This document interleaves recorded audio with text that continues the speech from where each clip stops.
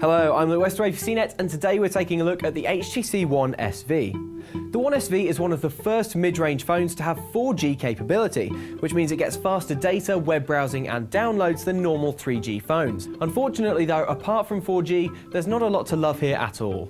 Design-wise, this phone doesn't look especially exotic, but it does feel quite sturdy to hold.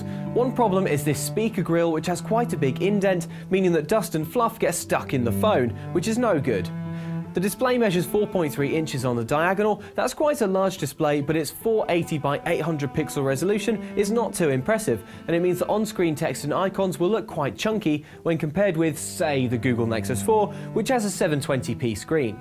Similarly, the One SV won't be winning any rosettes for processing power thanks to its modest 1.2 GHz dual-core chip and 1 GB of RAM. That means the performance isn't as smooth as you'd find on more potent Android smartphones. The bad news keeps on coming though, as the One SV is also behind the curve in software terms. It's running Android 4.0 Ice Cream Sandwich, which is far from the latest version. It may be updated in the future, but if you're enthusiastic about cutting-edge apps and features, it would make much more sense to opt for a phone with less outdated software. Once more, the Nexus 4 springs to mind here, as it's currently on version 4.2 Jelly Bean and will be first in line to receive updates for some time.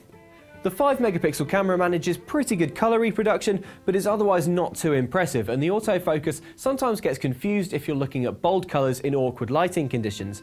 Video quality, meanwhile, isn't too bad if you keep your hand steady. One bit of good news is that battery life is decent, so you should get through a whole day before you have to fish out the One SV's charger. Expect battery life to drop faster if you're using lots of 4G though. So, speaking of which, is that 4G really worth it? Well, as long as you live in an area with 4G coverage, you'll be blown away by the speed of things like web browsing or streaming video. This high-tech spectrum is still very expensive though, and will cost you at least £36 a month from EE if you want to get the phone free up front. That won't even get you much data, so it's worth asking whether that money wouldn't be better spent on a much more advanced 3G phone.